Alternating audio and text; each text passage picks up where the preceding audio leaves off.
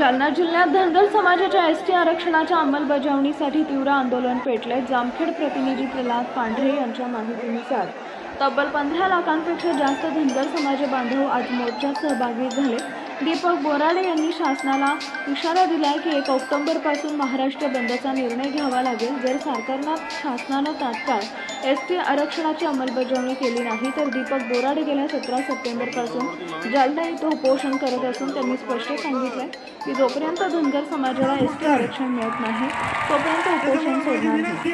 आजच्या या आंदोलनाला भूषणसिंह राजे होळकर व आमदार गोपीचंद पडळकर यांच्यावर अनेक मान्यवरांनी भेट पाठिंबा दिला। सुद्धा आपल्यासाठी तेवढीच सगळ्यांनी खाली चला, कोणाला राग आला तरी चालेल तर कृपया खाली चला।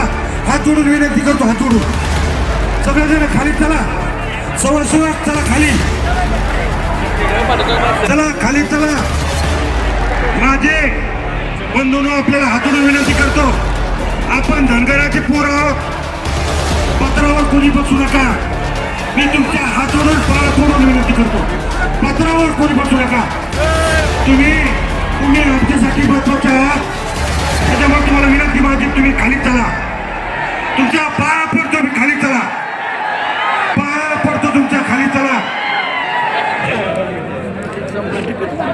संविधानात ऐका, संविधानात धनगर ऐका, 36 नंबरला देवा भाऊ म्हणजे ऐका, आता देवा भाऊला आमची विनंती, देवा भाऊला संविधानात आहे, शब्द दिलेला आहे, खरं करा, जे करायचा काय संशोधन करायचं ते आम्हाला माहित नाही, दिल्लीला पाठवायचं, संसदेत पाठवायचं ते आम्हाला माहित नाही।